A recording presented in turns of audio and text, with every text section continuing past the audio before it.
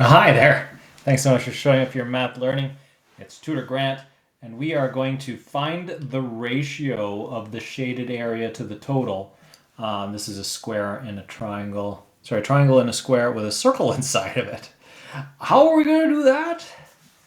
Well, you got to start somewhere, and the best place is the center of the circle. And then here's the thing I know about circles is that they have radii. All right, so I'm going to draw the radii to any place it's kissing the triangle. There, there, and there. Okay. Now, something that I'll note is that we are going to decide the side length of the square is 2. That makes this 1 and that 1. It's cut in half. Okay. Now, because this is the same length as that, because it's an r radius, it's the radius everywhere. But then something that I'll point out is that this here is going to bisect that. Meaning, well, this is a right angle and that's a right angle. The principle there is that the radius always touches the tangent line at a right angle. Okay, you can imagine your bike wheel being on top of the ground and the axle is directly above the contact point, making a 90-degree angle with the ground. Okay, so that's 90 degrees all the way around. But since this is the same angle as that, and those two angles are the same, they share this side, that means this bit here is also 1. Okay, so that's 1 there. So that's how long that is. Now we can also split our triangle up this way, and now we've got a number of different triangles that we can work with. Okay, so here's some things that we can do. I have this radius, I don't know how long it is, and then I have this one here. I don't really know how long it is either, but I have that one and it's 1. Okay, this one over here we can calculate. This is 1, 2, so we find that this long one is square root 5. Right? Let's just label these A, B, C. Draw that triangle A, B, C. A, B, C. That's a great diagram, isn't it? I'm just really proud of that diagram. And then this is 1, that's 2, so we do 1 squared plus 2 squared equals, we don't know this right now, call it c squared. So then we get 5 is equal to c squared, and so root 5 is equal to c. There, that's how we knew that. We actually, I think it was Arjun told us that that was the measure of that in class. So that is indeed root 5. Okay, but that's root 5 from here to here, right? But we now know that this part is 1. So this is root 5 minus 1 over there. And this here, this one is, well, we know that that's 2 minus r. Okay? So now we've got a triangle that we can work with. I'm going to call this point D, and the center we're going to call point O. Okay, so that I can redraw that triangle a little better than I drew the one above, because I am actually a little ashamed of that triangle. But don't ever let a bad diagram give you too much shame. This is DAO, that's the center of the circle. This is the R radius that we'd love to know. Now that's the point. That's why we're doing here, is we need to find the radius of this circle so we can find its area. That's all we need to find the area of a circle, is its radius. And this is the rigmarole we do to find that area. This is 5 minus 1, sorry, root 5 minus 1 down there. And this is 2 minus r. And this gives us the stuff we need to feed into a squared plus b squared equals c squared. Isn't it amazing how frequently triangles show up when we're working on circles? It's just amazing. All right, so a squared is r squared, b squared is root 5 minus 1 squared is equal to 2 minus r all squared. Well, let's simplify that. There's my r squared plus root 5 minus 1 times root 5 minus 1 equals, running out of space. Do I have more space? I do have a little bit more space there. That's good news. 2 minus r multiplied by 2 minus r. Simplify. R squared plus, multiply these, Root 5 times root 5 is 5. Multiply these. Minus root 5. Minus root 5 plus 1 equals, multiply these, 4 minus 2r plus r squared.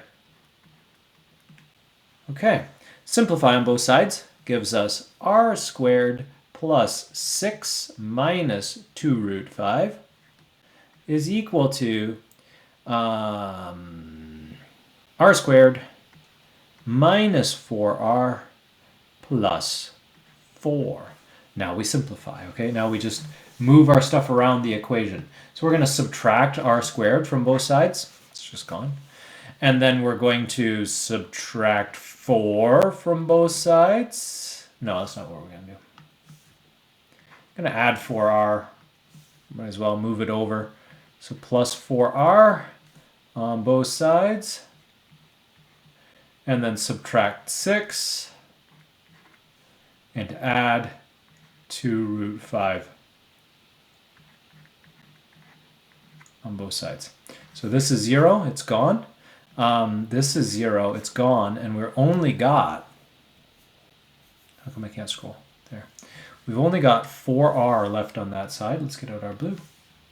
So 4r is equal to 4 minus 6 is minus 2, and 2 root 5 is 2 root 5.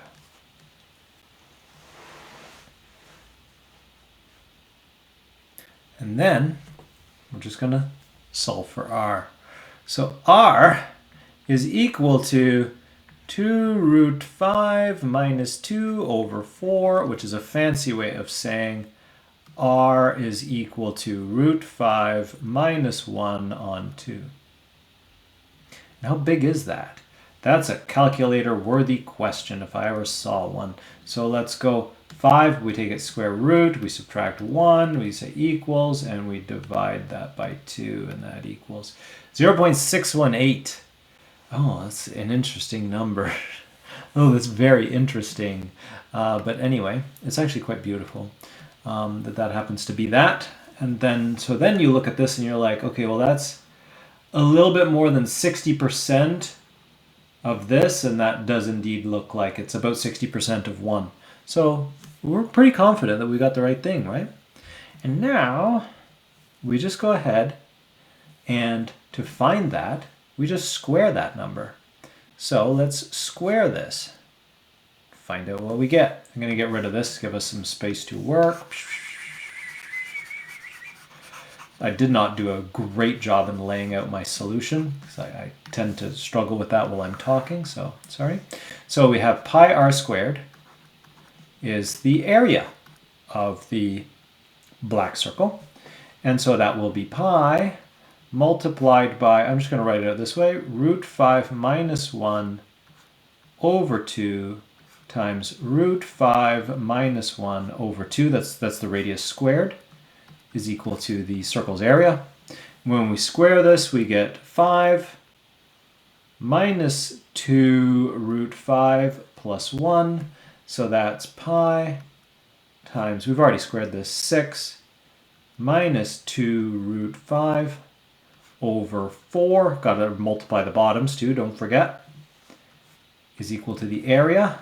And then we simplify that. So that will be pi multiplied by 3 minus root 5 on 2 is equal to the area. And so that, now we're looking for the ratio, right? We're looking for what fraction is shaded. Find the ratio of the shaded area to the total. So we go shaded area to the total area. Well, the total area is real easy to calculate. It's 2 squared. Okay, so that's 4. But the shaded area we now know is 3 minus root 5 on 2 pi. And I don't know of a simpler way of saying it than that, except for decimal approximating, which would not be encouraged here. So let's go. We're going to put that there. We're going to say square that. All right, so that's that squared. And then multiply by pi equals, it's about 1.1. It's about 1.2. Really close to 1.2. My goodness, it's so very close to 1.2. So a little more than a quarter is shaded. And that's how I would solve this problem. All right, everyone. So I hope that you found that useful. And if you have any questions, hit me up in class or in the community. Go big to... Oh, wait, I moved. There I am. Bye, everybody. Oh, it went gray. Bye, everybody.